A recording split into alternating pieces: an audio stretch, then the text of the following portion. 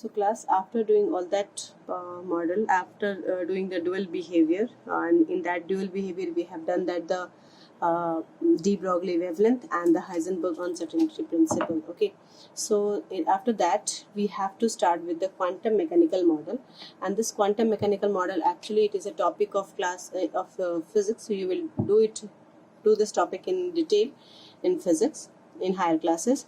Till right now we are doing very summarized way, in a brief way I'm going to explain this. So this is quantum mechanical model. Before knowing this model, we have to know this wave function.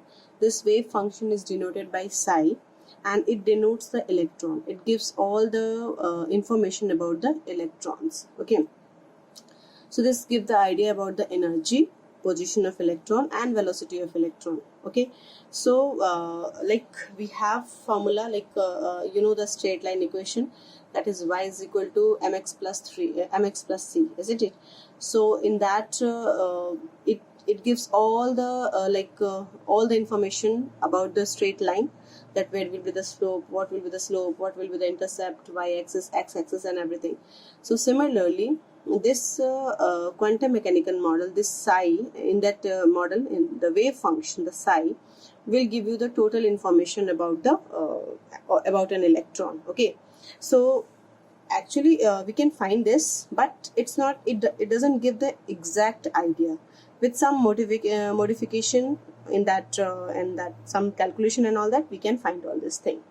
So out of this, we have to first know this Schrodinger wave equation. Schrodinger wave equation is used to find energy of an electron, and the formula is like this. This is the formula: del square psi upon dx square plus del square psi upon dy square. Similarly, del square psi dz square plus 8 pi square m upon h square E minus V psi is equal to 0.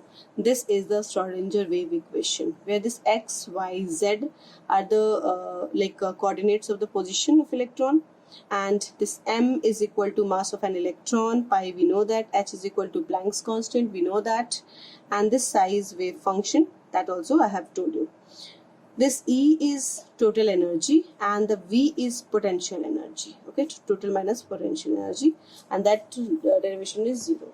So in short, this Schrodinger equation can also be used, can also be written in this way, by using a Hamiltonian operator. It's an operator just like mathematical operator, we have plus, minus, multiplication, division. Similarly, this Hamiltonian operator works. Okay, so H Hamiltonian operator, psi is equal to E psi, where psi is equal to wave function and E is equal to energy. So this in short, this complete derivation can be used like this. Okay, so we don't have to use the formula, we don't have to find the numericals in that.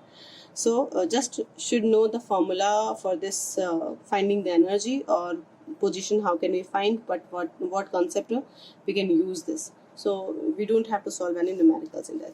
Next thing is that position of an electron. This position of an electron will be explained by psi, mode of psi square. Mode of psi square. It is clear? So that gives the probability of finding of an electron at a position. It doesn't give the exact thing. Okay, it gives the probability of finding of an electron at a position. So, and this is the biggest difference between the Bohr atomic model and the quantum model. Bohr says that exact position of electron, that is where the electron will be. But this quantum mechanics, this we can say that's a psi mode is mode of the psi square. That will give you the probability of finding of probability of position of the electron. Got it? We can use this. To find the probability of finding of an electron.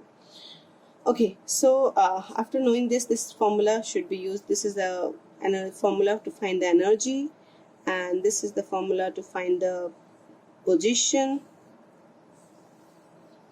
And next thing, we have to know this boundary surface plot. What is this boundary surface plot? It is a tool. Actually, it is a tool to visualize the probability of finding of electron. Where is the electron? How we can visualize? So this is the tool to visualize that. Okay, it says that darker the region, higher the probability of finding the electron. जितना ज़्यादा dark होगा वो region, उतना ज़्यादा probability electron के होने की probability वहाँ पे ज़्यादा होगी. So we can do like this is a diagram we can see, and here it is the darker one. That means this one is the darker part.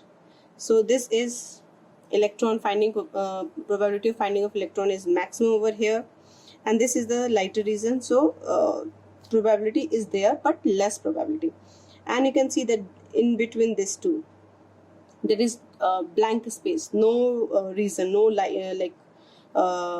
color over there. So it shows the it is known as node, and node is the region where the probability of finding of electron is 0.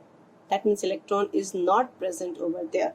No probability of finding of electron. Probability of electron finding of electron is 0 over there.